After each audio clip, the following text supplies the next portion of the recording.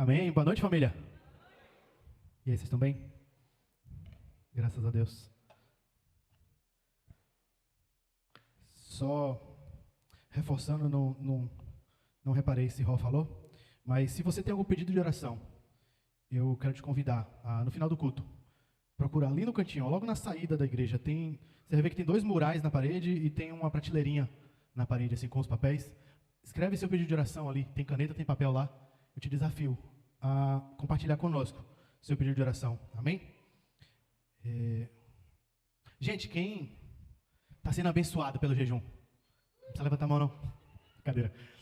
Como está sendo bom, né? A gente falou sobre oração, a gente falou sobre jejum, e agora a gente está pondo em prática isso.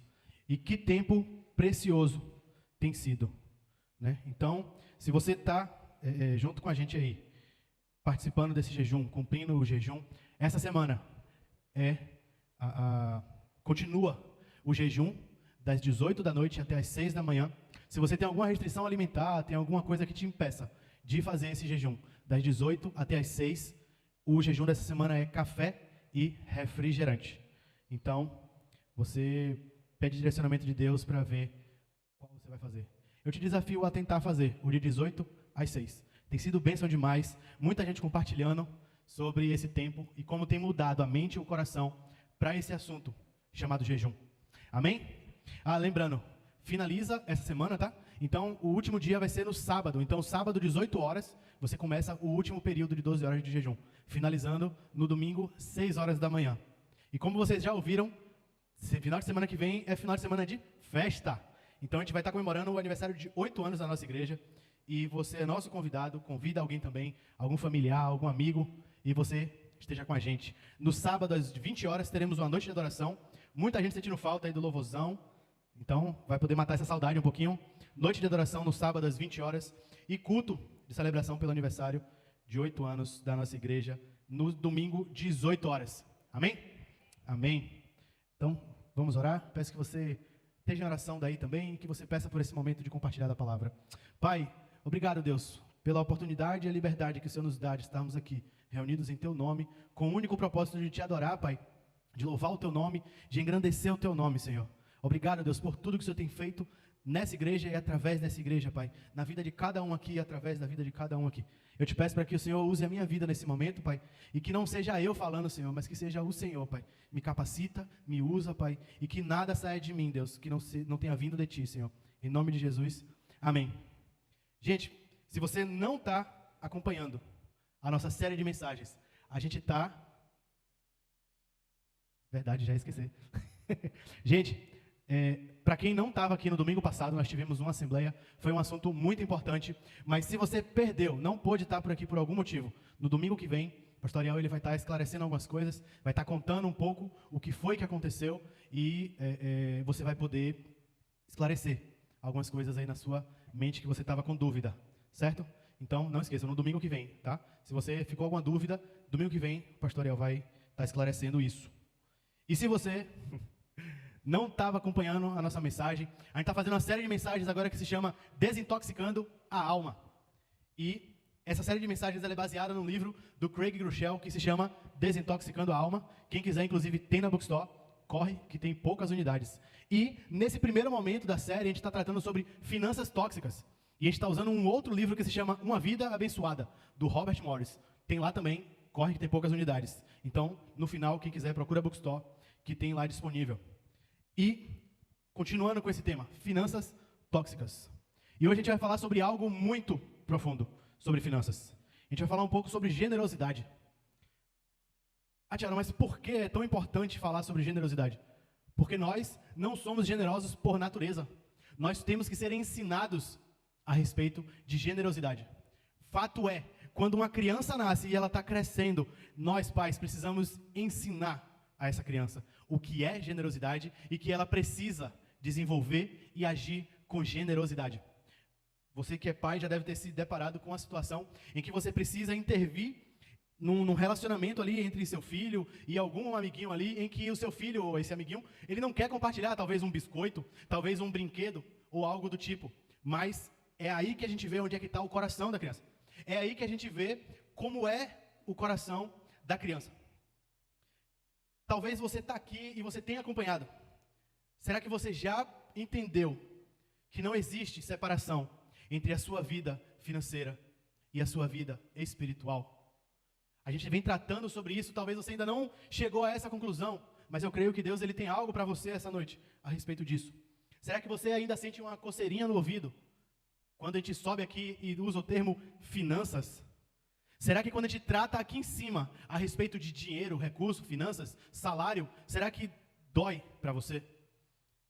Se você ainda sente essa coceirinha, eu quero te pedir para você se abrir, para você pedir a Deus um coração e uma mente aberta para isso. Amém? A gente viu até aqui tudo que a gente viu. A gente já teve uma mensagem chamada É Tudo Sobre o Coração, já teve uma chamada A Prova, já teve uma chamada O Princípio do Primeiro, deixa eu pescar aqui, já teve uma chamada Quebrando o Espírito de Mamon. E se você percebeu, tudo que a gente está falando até aqui se resume em um título: É tudo sobre o coração. Essa é a frase que resume toda essa série de mensagens até aqui. É tudo sobre o coração. Nós não estamos tratando de bolso, nós não estamos tratando de carteira, nós estamos tratando de coração. E o título dessa mensagem é Eu Sou Generoso? E ele está em formato de pergunta, mas eu creio que no final dessa mensagem, Deus vai te incomodar. E ao invés de fazer uma pergunta, você vai declarar: Eu sou generoso. Ao invés de uma pergunta, vai ser uma afirmação. Eu te convido agora a abrir lá em 2 Coríntios, capítulo 8, versículos 2 a 4. Esse é um texto que fala sobre generosidade. Lá na igreja primitiva, logo no iniciozinho da igreja, nós temos aqui uma demonstração de generosidade por uma igreja lá na Macedônia. 2 Coríntios 8, versículos 2 a 4, fala assim: No meio da mais severa tribulação, a grande alegria e a extrema pobreza deles transbordaram em rica generosidade. Pois dou testemunho de que eles deram tudo quanto podiam, e até além do que podiam, por iniciativa própria. Eles nos suplicaram insistentemente o privilégio de participar da assistência dos santos. Aqui nesse texto, só para a gente passar bem rápido por ele, a gente vê algumas expressões que nos chamam a atenção. A primeira dela é, no meio da mais severa tribulação. A gente vê que a igreja na Macedônia, ela estava passando por tribulação, ela estava passando por um tempo difícil. E a gente vê também um pouco depois assim, a extrema pobreza deles. Então era uma igreja que estava passando por tribulação, era extremamente pobre. Mas no meio disso, o autor ele é muito feliz ao usar a seguinte expressão: a grande alegria. Era uma igreja que estava passando por tribulação, que era extremamente pobre, mas estava em grande alegria. Aí você deve estar se perguntando: não tem como. Você deve estar aí: não, Thiago, não tem como, está errado isso aí. Deve ter sido algum erro de tradução, alguma coisa do tipo. Só que não tem como pensar desse jeito, porque o restante do texto ele nos mostra o que foi que essa grande alegria causou, o que foi que essa grande alegria em meio à tribulação e extrema pobreza gerou nesses cristãos. Gerou rica generosidade. E eles pediram, eles insistiram, eles suplicaram insistentemente para Paulo: Paulo, a gente quer participar da assistência aos santos. Então, irmãos, isso é generosidade.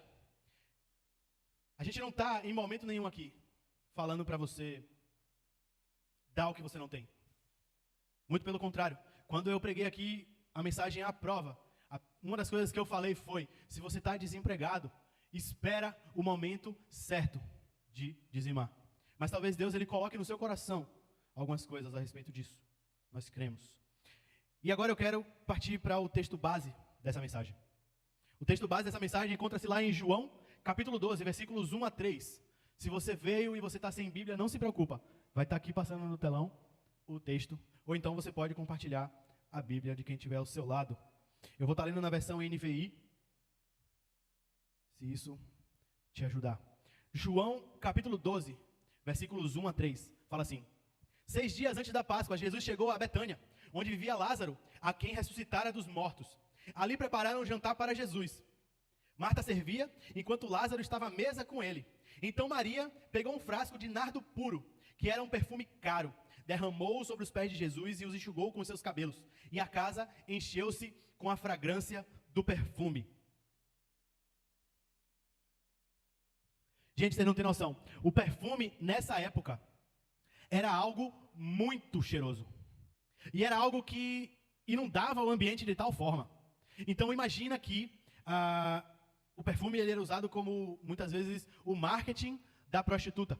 Então a prostituta pegava uma gota e passava no pescoço, e isso exalava a ponto de chamar a atenção dos homens que passavam próximo a ela. Agora imagina derramar um frasco inteiro desse perfume. Imagina o cheiro, o perfume que inundou esse ambiente. Imagina como é que ficou o cheiro nesse local. Só que nessa passagem a gente vê dois corações. O primeiro deles é o de Maria, um coração generoso. O segundo deles, eu não li o restante do texto, você pode fazer isso em casa, mas a gente vê Judas perguntando por que ela tinha feito isso, já que aquele perfume era caro e ele podia ser vendido e esse dinheiro dado aos pobres. A gente vê aqui um coração egoísta. E eu quero deixar duas perguntas para você. Guarda essas duas perguntas, mais na frente a gente vai responder essas perguntas. A primeira delas é, por que Maria deu um presente tão generoso? O que motivou Maria a tamanha generosidade? E a segunda pergunta é, por que Judas ficou tão incomodado com essa oferta de Maria? A gente tem falado muito sobre dízimo, sobre oferta. E se eu queria compartilhar com vocês algo que ao longo do tempo Deus ele foi moldando em mim a respeito disso, a respeito de dízimo, a respeito de ofertas. Que é uma pequena diferença. Dízimo é obediência. Dízimo é obediência a Deus. Oferta é generosidade. Leva essas duas palavras e começa a refletir nela durante a semana. Dízimo é obediência, oferta é generosidade. E é sobre isso que eu quero falar hoje. E o primeiro ponto que eu quero trazer para vocês hoje é: o inimigo da generosidade é o egoísmo. Eu te convido a abrir em Tiago 3, versículo 16. E Tiago fala assim, ó: pois onde há inveja e ambição egoísta, aí há confusão e toda espécie de males. Isso aqui é o fruto da inveja e da ambição egoísta. Confusão e toda espécie de males.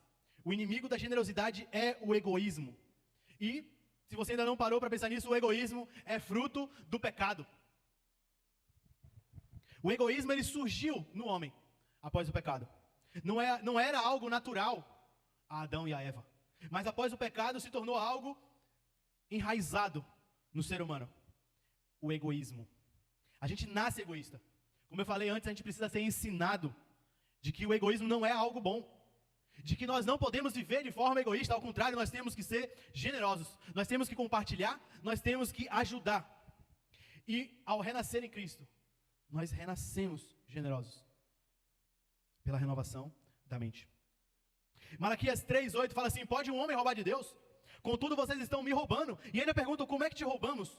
Nos dízimos e nas ofertas. Quando a gente para e olha para a vida de Judas, a gente muitas vezes, se ele não tivesse se matado, a gente iria querer ir lá ajudar ele, né? A jogar a corda, e puxar e ficar segurando assim talvez, né? Só para garantir que ele não ia quebrar a corda, não iria quebrar o galho. Ah, Judas, ladrão.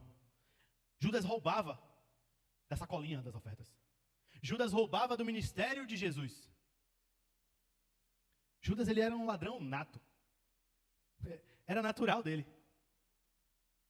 Mas a pergunta que eu faço para você é: qual é a diferença entre ele e nós? Isso depende de nós. Porque Malaquias fala que nós, ao não devolvermos os dízimos e ao não dar as ofertas, nós estamos roubando de Deus. Nós nos encaixamos perfeitamente no mesmo local de Judas. 2 Coríntios 9:7 fala: cada um dê conforme determinou em seu coração, não com pesar ou por obrigação, pois Deus ama quem dá com alegria. Mais uma vez eu reforço, a gente está falando sobre coração.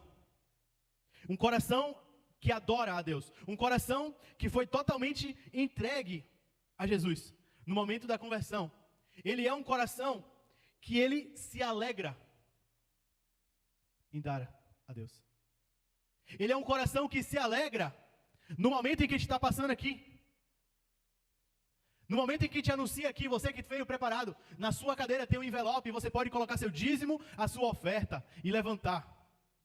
Esse não é um momento para você fazer com pesar, não é um momento para você fazer com tristeza. Esse é um momento de adoração. Esse é um momento em que nós estamos adorando a Deus. Ah, não, Tiago, mas está falando aqui que eu não devo dar por obrigação. Não, não deve dar por obrigação, porque deve ser algo que flui do seu coração. E a gente vai tratar sobre isso daqui a pouco, mas já pega esse spoiler aí. O dízimo ele precisa ser o primeiro, a gente já falou sobre isso. O princípio do primeiro. E o dízimo precisa ser dado com alegria. O segundo ponto que eu quero trazer para a gente hoje é: a real generosidade é extravagante. Talvez você, quando ouve essa palavra assim, extravagante, você pensa naquela pessoa que gosta de se vestir de uma forma mais chamativa, ou gosta de se comportar de uma forma mais chamativa. Sabe aquela pessoa que quando chega no ambiente, não tem como você não notar? Alguém que chega no ambiente e contagia aquele ambiente ali. Alguém que chega no ambiente talvez cantando. Alguém que chega no ambiente já dando bom dia, tudo bom? E aí, oi, como é que tá? Ao invés de chegar, ir para o seu local lá, se sentar e ficar. Será que a extravagância é algo natural para você? Mas a real generosidade é extravagante. Meus irmãos, nosso padrão de vida é Cristo.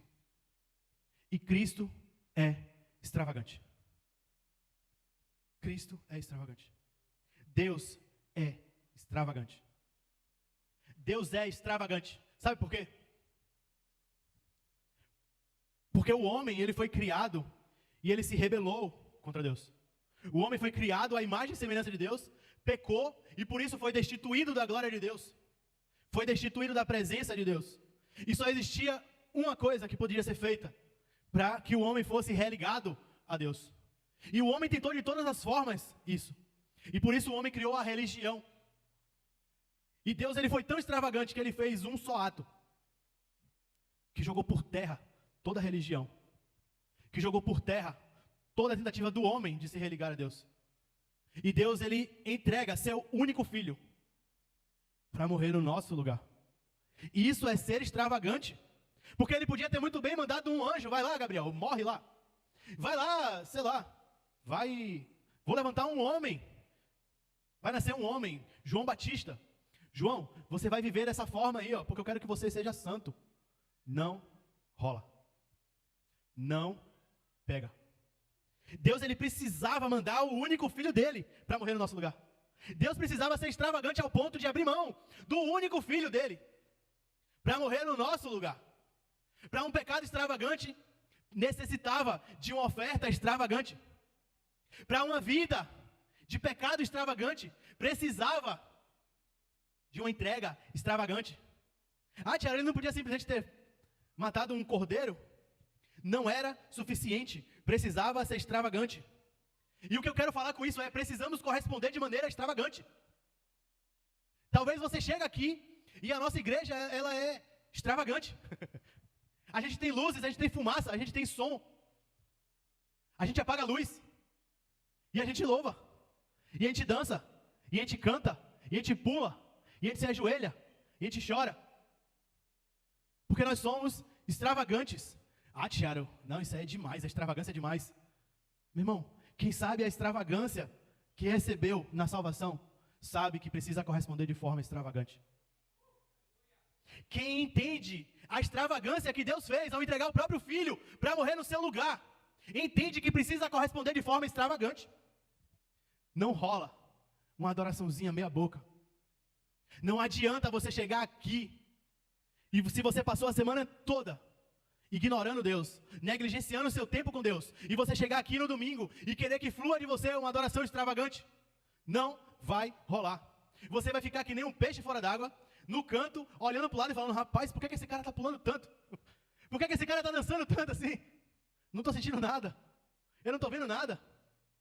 Não estou experimentando nada. Como tem sido a sua entrega? Como tem sido a sua renúncia? Deus renunciou ao próprio filho. O que é que você tem renunciado? Será que Deus está colocando no seu coração assim, ó, quando a gente está falando sobre dízimos e ofertas? Renuncia, abre mão. Entrega. Será que Deus está falando isso com você? E você está: não, Deus, eu não consigo. Não, Deus, não, Deus, não, Deus. Retendo. Eu não estou falando de dinheiro, tá? Para ficar bem claro. Mais uma vez eu estou falando sobre coração. Como é que está o seu coração? Como é que está o seu coração? Eu venho de uma vida praticamente, 20 anos, para quem não sabe eu tenho 34, tá? 20 anos de uma igreja tradicional, em que bater palma era um sacrilégio. E quando Deus ele começou a me incomodar e falar assim, por que você está tão preso? Por que você está tão travado? Deus usou a vida de pastor Ariel, em determinado momento, e ele virou para mim e falou, filhão, se solta, adora de maneira extravagante. Não é fácil, meus irmãos, não é fácil, mas a real adoração é extravagante. A real generosidade é extravagante. E eu quero citar alguns exemplos de extravagância na palavra. Então, presta atenção. O primeiro exemplo de extravagância na palavra que a gente tem é Davi. Davi na construção do templo. Davi, ele se anima todo, ele vira para Natã e fala, Natã, eu vou construir um templo para Deus. Natã vai lá e fala, faz o que tiver no seu coração. E aí Natã se afasta de Davi e Deus fala com Natã, Natã, volta lá, velho. Não é isso não, volta lá, não é isso não. Fala para ele que não é ele que vai construir meu templo. Fala para ele lá. Natã volta, fala com Davi, Davi, Deus vetou, velho. Não é você. Não é você que vai construir o templo, é o seu filho. Davi podia muito bem ter falado assim, então beleza, deixa para lá. Mas sabe o que Davi faz? Davi fala, beleza, quem vai construir é ele, mas quem vai financiar sou eu. E Davi, ele levanta uma oferta extravagante para a construção do templo. E Davi, ele não vê o templo. Davi, ele não vê o templo, mas ele foi um bom financiador do templo. Ele foi um grande financiador do que Deus queria fazer através do filho dele, Salomão. E só para título de curiosidade, mas se a gente pegasse a oferta de Davi naquela época e convertesse para os dias de hoje, sabe de quanto era a oferta que Davi tinha dado? 21 bilhões de dólares. 21 bilhões de dólares. É muito dinheiro. Eu não consigo nem pensar nessa dízima. O segundo exemplo de uma generosidade extravagante que a gente tem na palavra. E aí você vai falar, não, Tiago, tá errado isso aí. É um exemplo, esse exemplo que você usou. A viúva. Lembra da viuvinha? A viuvinha chegou lá, estava a galera toda depositando lá os dízimos, as ofertas lá. E a palavra fala que o pessoal lançava essas quantidades numa caixa. Era uma caixa, um caixotão assim de madeira. E quando você jogava, fazia aquelas rodas. Pá! Então assim, normalmente quanto maior a zoada que fizesse, a galera se ligava, ó. Deu uma oferta boa aí, viu? O cara é generoso. E no meio disso, chega lá uma viuvinha e ela pega 2 moedinhas e ela coloca lá. A Bíblia fala que ela colocou. Ao contrário dos outros que lançavam, ela foi lá e colocou. E Jesus fala, ali está a maior oferta que a gente recebeu hoje. Ali, aquela ali, ó. E eu acho que os discípulos pararam assim e falaram, rapaz, não tá errado isso aí. Não fez zoada nenhuma. Não fez zoada nenhuma. Eu nem ouvi. Se Jesus não chamasse atenção, eu não teria nem saberia que uma viúva colocou lá 2 moedas. Ia ficar perdido lá, ó, 2 moedinhas no meio lá. Mas Jesus fala ali, ó, foi a mais extravagante, porque ela deu o que ela tinha para viver. O terceiro exemplo que a gente tem é do texto que a gente leu.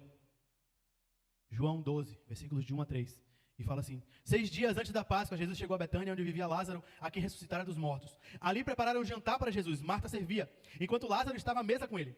Então Maria pegou um frasco de nardo puro, que era um perfume caro. Caro, mas caro quanto, Tiago?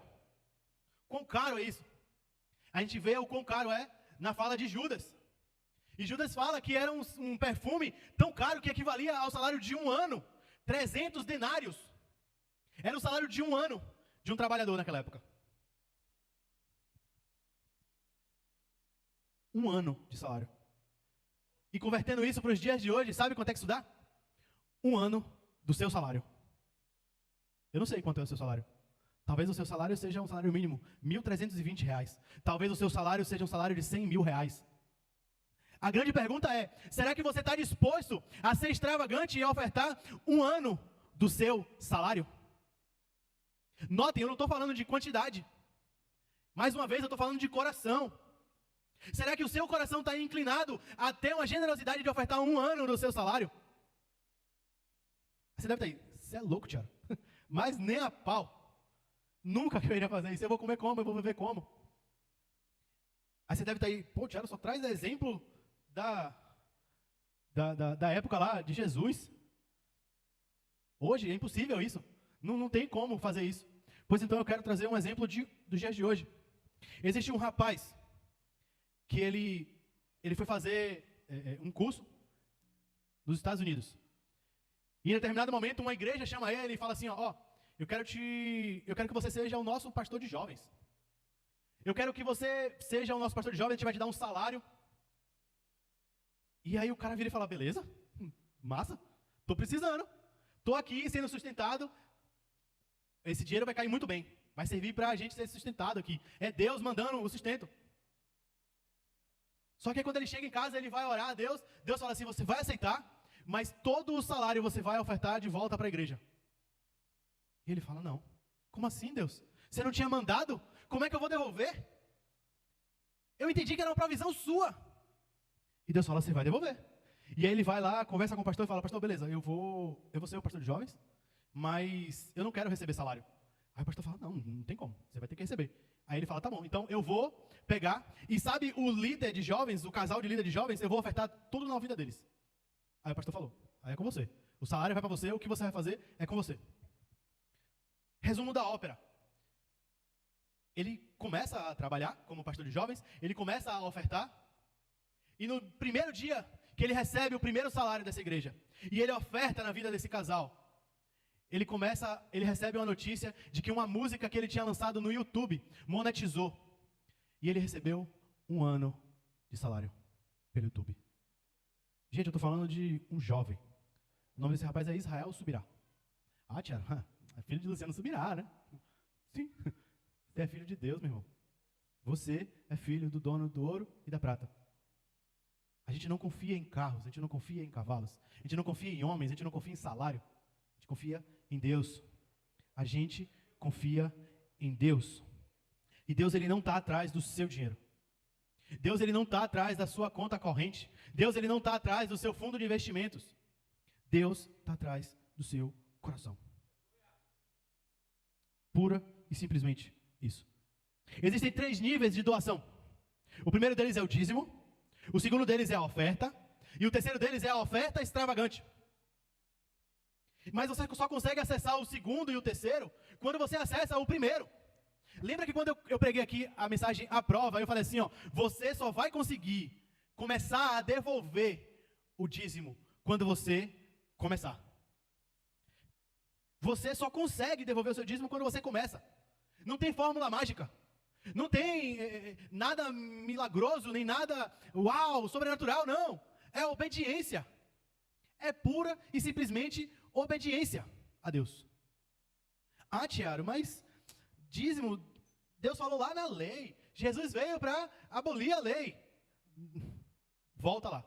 Volta na mensagem, quando chegar em casa, você assiste lá a mensagem à prova. Assiste a Quebrando o Espírito de Mamão também, que você vai entender um pouco mais. Só a título de estatística, apenas 5 a 7%. Isso aqui falando dos americanos, tá? Foi o Robert Morris que trouxe essa estatística. Então, apenas 5 a 7% dos americanos devolvem o dízimo. 10%.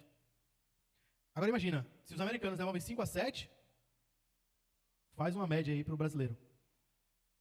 Meu irmão, você não precisa ouvir a voz de Deus. Você não precisa que um anjo desça para você. Gabriel vem aqui e fala assim, ó, meu filho, dizima. Meu filho, oferta.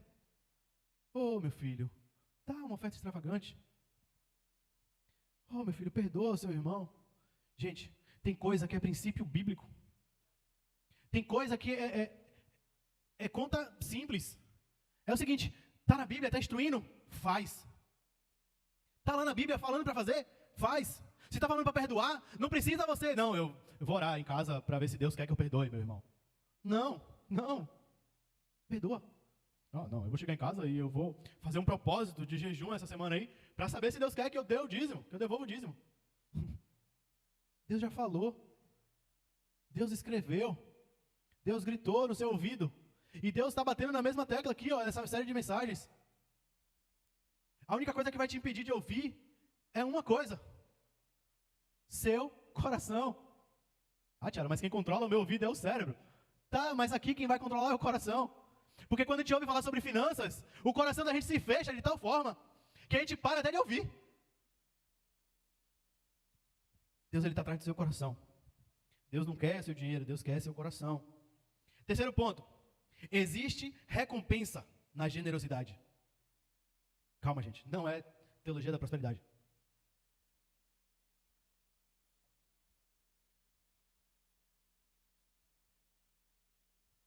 Vixe. Tá sem um timer.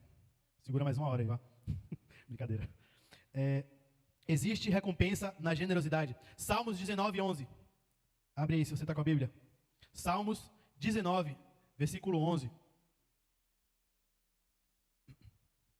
O salmista escreve assim, ó: por elas o teu servo é advertido, a grande recompensa em obedecer-lhes.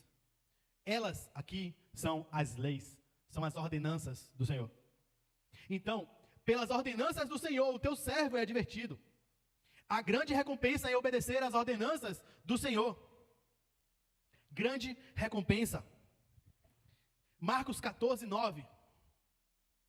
Marcos 14, 9 fala assim, ó: eu asseguro que onde quer que o evangelho for anunciado, em todo o mundo, também o que ela fez, Maria, será contado em sua memória. Davi, ele ofertou de forma extravagante para a construção do templo e ele não viu, mas ele foi lembrado por isso. Maria ofertou um frasco de nardo puro, perfume caro, equivalente a 1 ano de salário de um trabalhador.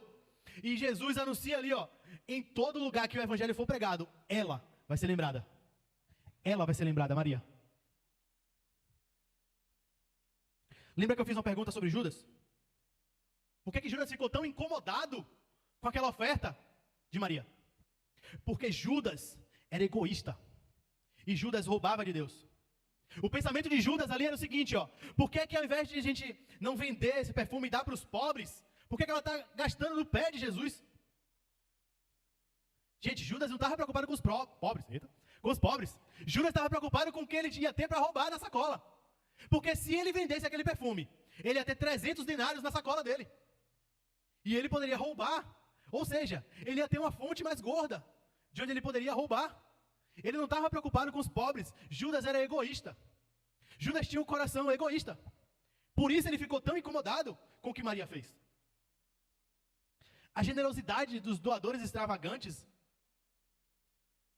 escandaliza os outros. Escandaliza aqueles que têm um coração egoísta. A generosidade fecha o coração egoísta. Primeiro ponto que a gente falou, o inimigo da generosidade é o egoísmo. Um coração egoísta, ele não oferta com extravagância. Ele não oferta de forma generosa. E da mesma forma, quando alguém faz e ele fica sabendo, ele critica essa pessoa. Isso ofende e se irrita o egoísta. Lembra da pergunta que eu fiz sobre Maria? Por que Maria deu uma oferta tão generosa para Deus? Por que Maria foi tão generosa a ponto de pegar o salário de 1 ano e simplesmente quebrar nos pés de Jesus? Simplesmente derramar esse frasco todo, esse perfume. Ela podia muito bem ter pego o perfume e jogado umas gotinhas lá e lavado os pés de Jesus. Iria ficar cheiroso da mesma forma. Mas para Maria não bastava umas gotinhas. Precisava ser tudo. Tudo. Mas por que isso? Por que Maria era tão generosa dessa forma? Porque ela era grata. Porque ela sabia o que ela tinha encontrado em Jesus. Porque ela sabia o que ela tinha recebido de Jesus. O versículo 1 do texto fala assim, ó. Cadê, meu Deus? 6 dias antes da Páscoa, Jesus chegou a Betânia, onde vivia Lázaro, a quem ressuscitara dos mortos. Para quem não pegou a referência ainda, o plot twist aqui, Maria, Marta e Lázaro eram irmãos. 3 irmãos. Lázaro, Maria e Marta. E Jesus ressuscitou Lázaro. Naquela época, mulher não se sustentava. Mulher não trabalhava. Mulher não tinha como ganhar dinheiro. Imagina aí que o irmão delas, aquele que sustentava elas, morreu. Eu não sei quanto tempo depois de Lázaro ter sido ressuscitado aconteceu isso. Mas eu sei que o coração de Maria, ele estava grato. Porque Jesus tinha devolvido aquele que trazia o sustento para elas. Agora pensa comigo. Pensa na cabeça de Maria agora. Maria viu o irmão morto e falou: não tenho como me sustentar. E aí veio Jesus e ressuscitou o irmão dela. Ressuscitou aquele que iria sustentar ela. E aí Maria, um tempo depois, vai lá e pega e derrama um frasco muito valoroso, muito valioso ali, nos pés de Jesus. Ela conseguiu enxergar o seguinte: não é Lázaro, é Jesus. Quem me dá o sustento não é Lázaro, é Jesus. Isso fez todo sentido na cabeça de Maria. Por que não faz sentido na nossa cabeça? Por que é tão difícil na nossa mente entrar que o nosso sustento não vem do nosso emprego, que o nosso sustento não vem do nosso salário, que o nosso sustento não vem do nosso esforço, vem de Jesus? Maria era muito boa de lógica. Muito boa de lógica. Ela conseguiu sacar que, cara, não é Lázaro. É Jesus. Por isso Maria entregou essa oferta tão extravagante. Ah, Tiago, mas é fácil entender, né? Ela teve o irmão ressuscitado, ela teve aquele que seria a força de trabalho para sustento da casa dela, ressuscitado por Jesus. Vou te dar só um texto que vai fazer cair por terra esse pensamento com você, que vai te fazer enxergar o quão profundo é essa situação de Maria. Efésios 2, versículos 1 e depois versículos 4 a 7. Fala assim, ó: vocês estavam mortos em suas transgressões e pecados. Nós somos um bando de Lázaros. Nós somos um bando de Lázaros, mortos em nossas transgressões e pecados. E aí vem versículo 4. Todavia, Deus, que é rico em misericórdia, pelo grande amor com que nos amou, deu-nos vida com Cristo, quando ainda estávamos mortos em transgressões. Pela graça, vocês são salvos. Pega esse texto agora. Deus nos ressuscitou com Cristo, e com Ele nos fez assentar nas regiões celestiais em Cristo Jesus, para mostrar nas eras que hão de vir a incomparável riqueza de sua graça, demonstrada em sua bondade para conosco em Cristo Jesus. Meu irmão, você pode até não ter um irmão que foi ressuscitado, mas você foi ressuscitado. Você foi ressuscitado, porque você estava morto em pecado e transgressão. E Deus, Ele foi extravagante a ponto de mandar o único filho dele para morrer no nosso lugar, para que a gente ressuscitasse junto com Cristo. Essa é a beleza do Evangelho, gente. É essa a beleza do Evangelho. Todos somos ressuscitados por Cristo, para mostrar nas eras que hão de vir a incomparável riqueza de sua graça. Não tem riqueza maior do que a graça.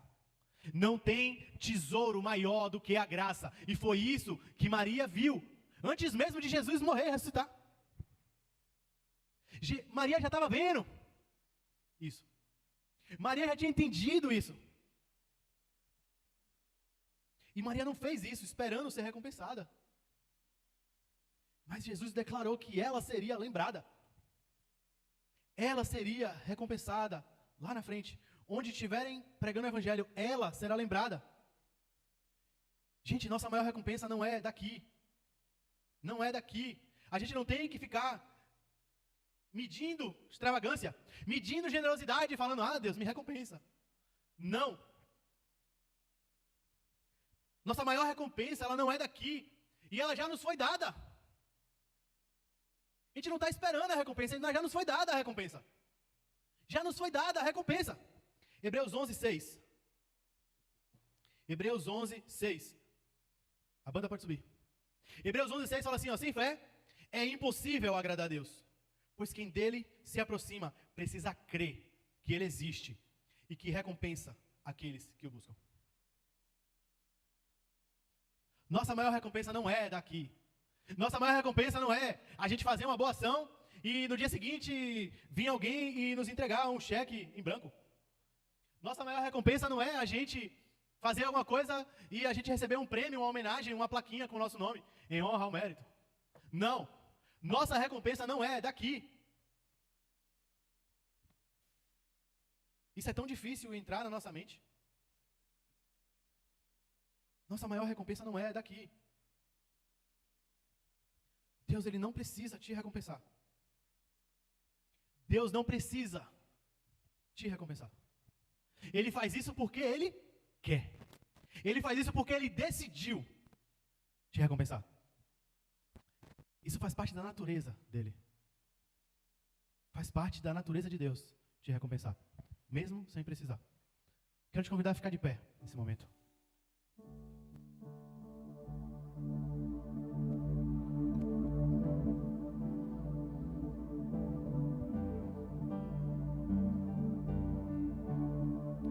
A gente vai cantar uma música agora que ela fala que nada mais tem valor, além da presença de Deus.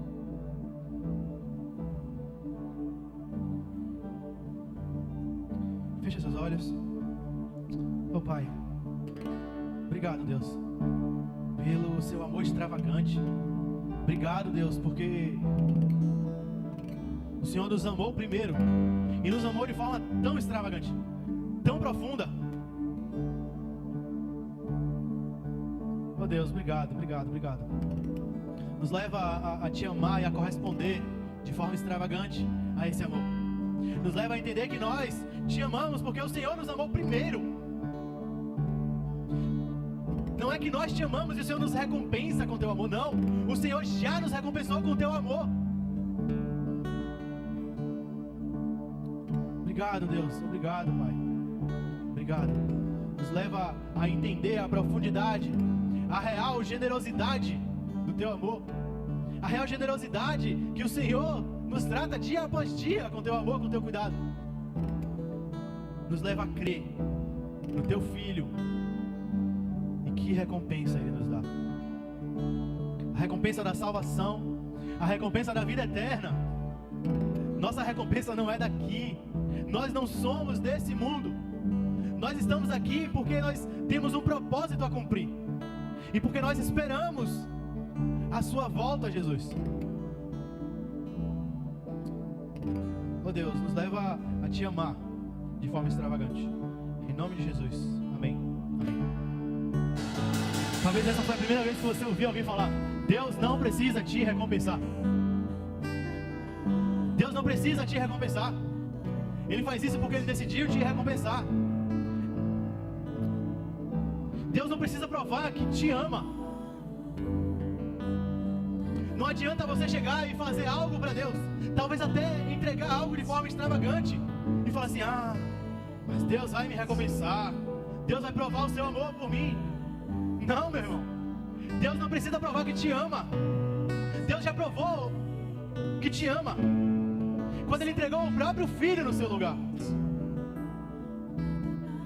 Deus, Ele provou que te ama quando Ele entregou de forma extravagante o único Filho dele para morrer no meu e no seu lugar.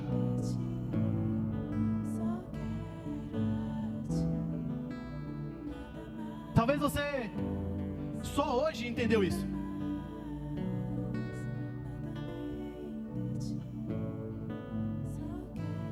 Deus, Ele não precisa te recompensar.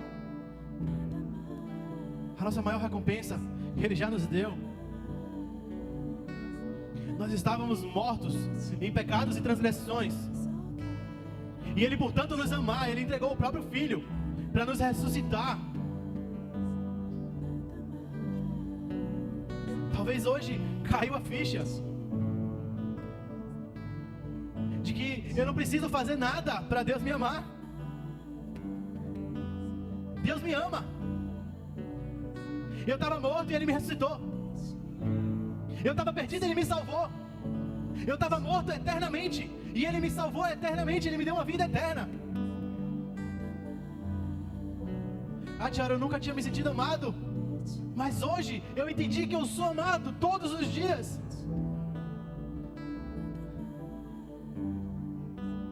Meu irmão, não tem nada que você possa fazer para Deus te amar mais ou te amar menos. Ele te ama. Também não existe nada que você possa fazer para consertar a sua vida antes de aceitar Jesus como seu Senhor e Salvador. Você não precisa ir para casa e se esforçar ao máximo para não mentir. Você não precisa ir para casa e se esforçar ao máximo para não desobedecer seus pais. Você não precisa ir para casa e se esforçar ao máximo, talvez para: ah, Matiana, mas eu gosto de beber, Ah, Tiago, mas eu gosto de ir pra festa. Ah, Tiago, mas eu gosto de me vestir de tal forma.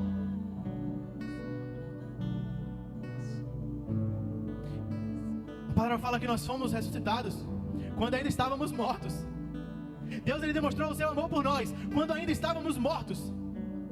A palavra não fala que Deus, ele demonstra o seu amor quando a gente ressuscita, ou quando a gente melhora, ou quando a gente conserta a nossa vida. Deus não está te convidando hoje a tomar o primeiro passo e organizar a sua vida e abandonar o pecado e depois aceitar Ele e começar a viver uma vida de bênçãos e uma vida de amor e uma vida de maravilhas. Não, Ele está falando o seguinte para você hoje, ó: eu quero você do jeito que você está. Deixa que o resto eu faço, porque eu sei que pela sua força você não consegue, assim como eu sabia que você não conseguiria pagar o preço pelo pecado, e eu precisei mandar o meu filho para morrer no seu lugar. Meu irmão, Deus te conhece muito melhor do que você. Deus sabe o que está lá no fundo do seu coração, que às vezes nem você lembra, que às vezes nem você entende. Deus, ele sabe o que está lá, escondidinho, que ninguém aqui sabe. Deus sabe.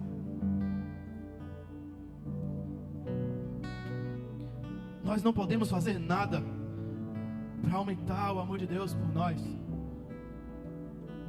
Ele já nos ama, mas nós precisamos fazer algo para acessar esse amor. Jesus, ele não invade. Jesus, ele não arromba a porta.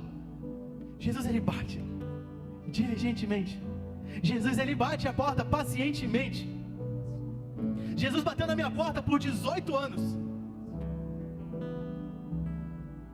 Talvez Jesus está batendo na sua porta já tem mais de 18 anos. Ele não vai invadir, ele não vai pular a janela, ele não vai arrombar a porta, ele não vai. Ele tem a chave, mas ele não vai usar essa chave. Essa porta tem que ser aberta por dentro. Essa porta tem que ser aberta por mim e por você.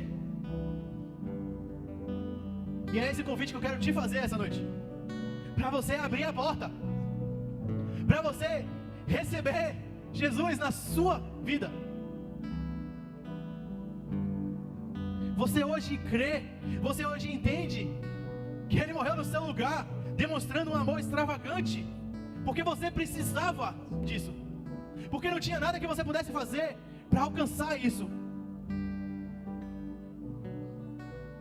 Meu irmão, quem está segurando o peso da condenação do pecado no seu ombro é você.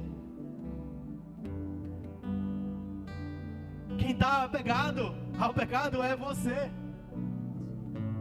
Jesus, ele já fez o que tinha que ser feito. Nada pode mudar o amor de Deus. Se você essa noite entende isso, se você crê nisso, e se hoje você quer tomar uma decisão, não espera nada sobrenatural, é uma decisão. Eu quero esse amor, eu preciso desse amor, eu preciso desse Jesus que ele está falando ali na frente. Eu preciso ressuscitar. Eu cansei de estar morto, eu cansei de viver morto, eu cansei desse peso em minhas costas, eu não aguento mais esse peso nas minhas costas. Eu quero te convidar a levantar a mão, meu irmão. Eu quero te convidar a levantar a mão se você hoje aceita Jesus como seu Senhor e Salvador, e se hoje você decide entregar a sua vida para que Ele transforme a sua vida. E meu irmão, talvez você é crente velho de igreja, talvez você já vai para a igreja há tanto tempo, e talvez essa palavra, esse apelo seja para você. Talvez não seja para o visitante, talvez seja para você que tem lutado tanto com Deus, que tem lutado tanto para Deus não entrar e não arrumar a casa. Você que tem trancado debaixo de 7 chaves, 7 cadeados, lá no fundo do seu coração, algumas coisas que Deus tem te incomodado para você mudar, para você entregar, para você abrir mão. Mas você fala: não, Deus, o Senhor pode ir até aqui.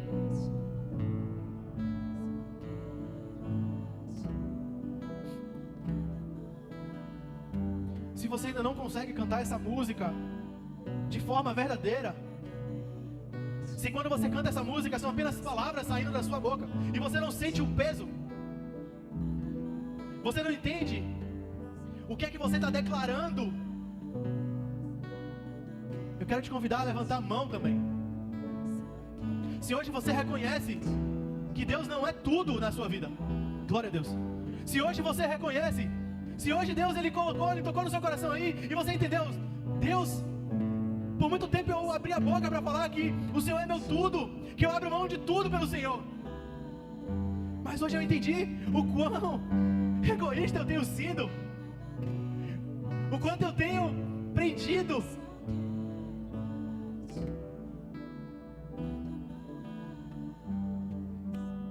Glória a Deus.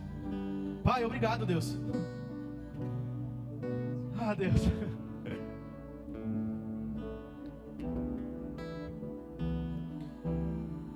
Obrigado por extravagante amor, Senhor. Obrigado porque o Senhor me amou, Pai, de forma extravagante. Obrigado porque o Senhor abriu mão do seu próprio filho, o seu único filho, para que hoje eu tivesse vida. Obrigado porque não tem nada que eu possa fazer que faça com que o Senhor me ame menos ou me ame mais. O Senhor já derramou o seu amor todo em mim. Obrigado porque um dia eu tomei a decisão. É um simples levantar de mãos, mas que mudou a minha vida, mudou a minha história. E hoje eu posso dizer que nada mais me satisfaz. Nada mais tem valor do que a tua presença. Nada mais tem valor do que o teu amor. Ninguém pode me salvar no seu Senhor. Ninguém pode me ressuscitar no seu Senhor. A minha recompensa eu já recebi no dia que eu levantei a mão e eu entreguei a minha vida a Ti, Senhor. E ali eu recebi a vida eterna. Ali eu recebi o perdão dos meus pecados. Ali, mesmo sendo um pecador, mesmo sendo imundo, eu recebi o Teu amor. Eu que pensava que eu não podia ser amado, porque eu era sujo, mas o Senhor me amou. Oh Deus, recebe, Pai, esses que hoje levantaram a mão em sinal de compromisso com o Senhor, em sinal de rendição a Ti, em sinal de entendimento, de fé no Teu Filho Jesus. Aceita cada um deles como Teus filhos, que eles possam desfrutar da Tua mesa, que eles possam ser curados pelo relacionamento que vem do tempo contigo, que eles possam ser libertos e fortalecidos pelo relacionamento contigo, que eles possam ser moldados pelo padrão do Teu Filho Jesus, que eles não se amoldem ao padrão desse mundo, mas que eles tenham a mente renovada. Deus, nós sabemos que eles vão enfrentar muita dificuldade, mas nós nos levantamos como família na vida de cada um deles, e nós queremos ser suporte para cada um deles. Nós nos levantamos como família, nós nos levantamos como intercessores na vida deles. Fortalece, que eles encontrem paz em Ti, que eles recebam a paz que vem de Ti, que eles entendam que contigo não tem provação certa, não tem dificuldade certa. Assim como aquela viúva declarou lá aos pés de Jesus, entregando tudo que ela tinha para viver, que ela não dependia do dinheiro dela, mas que ela dependia do Senhor. Hoje, que a gente entenda isso, que a gente creia nisso, que a gente declare isso. Nós não dependemos de nada mais além de Ti. Nada mais nos satisfaz além da Tua presença. Nada mais é tão valioso para nós como a Tua presença. Nada mais nos enche e nos completa além do Teu amor. Ah, Pai, obrigado, Deus. Obrigado pelo que o Senhor fez essa noite, pelo que o Senhor fará ainda, Pai. Obrigado pelo Teu amor, obrigado pelo Teu cuidado. Obrigado, Espírito Santo, porque o Senhor está aqui. Obrigado, Jesus, porque nós não conseguimos nem imaginar tamanho amor demonstrado pelo Senhor naquela cruz. Deus, nos leve em paz para casa. Guarda nossas vidas. Usa nossas vidas. Transforma nossos corações, renova nossa mente. Nos dá uma semana em paz. Que a tua graça, Pai, nos acompanhe. Que a tua glória nos acompanhe por onde formos. Que a tua presença nos acompanhe por onde formos.